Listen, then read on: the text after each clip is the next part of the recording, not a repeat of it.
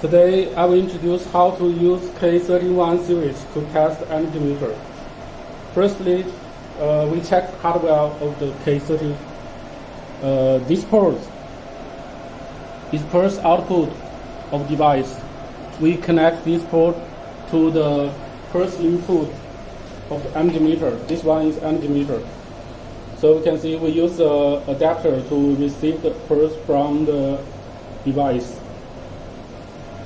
And here we connect three-phase voltage and three-phase current to the energy meter by this terminal port, phase A, phase B, phase C of voltage and current.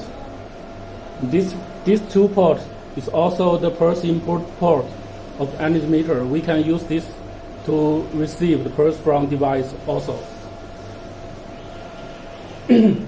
Okay. After we finish the connection of the hardware, we can make the testing by software. Here, we open the energy meter calibration model of the software.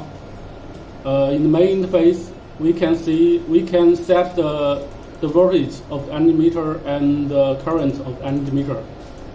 For this one, the normal voltage of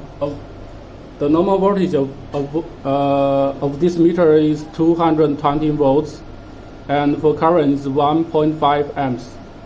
So we set the parameters here: 220 volts, and current 1.5 amps. We added the test point by the phase angle. For example, we test from 0 to 118 degree. Here we add 0 here, we can add a point here. And we add 30 degree and 60, 90, and 120, 115, 180. The power factor we calculate all true. When we set the phase angle, the power factor we calculate all true. So we just need to set the phase angle here. And the next page, we turn to the pulse. The pulse factor for this energy meter, we can see here is 20,000 IMP for reactive power, and 20,000 for active power also. So we set the parameters here is 20,000. And all the parameters we set here for primary and secondary, we set is 1 to 1 and 110 volts to 110 volts here.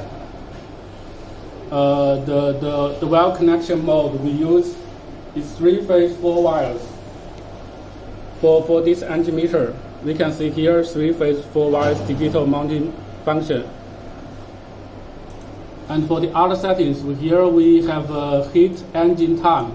So before the energy meter calibration, we need a time to warm the device. So we set the time as 10 seconds. And start time we set as 5 seconds. And all these parameters will disappear in the test report. So we set the normal parameters we need in this frame. And after all the parameters we set finish, we can click start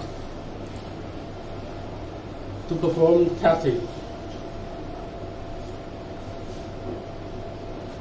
The software will test from first point to next point by about 2 or 3 seconds. We can check the pulse input here. If LED is shining, we can get that we have received the pulse output from device. And here we can check if the testing finished. You can give test result pass or fail. And at this frame we can see 0.157%. This is the real accuracy we test from the software. we can compare this result of accuracy of meter we have a connection.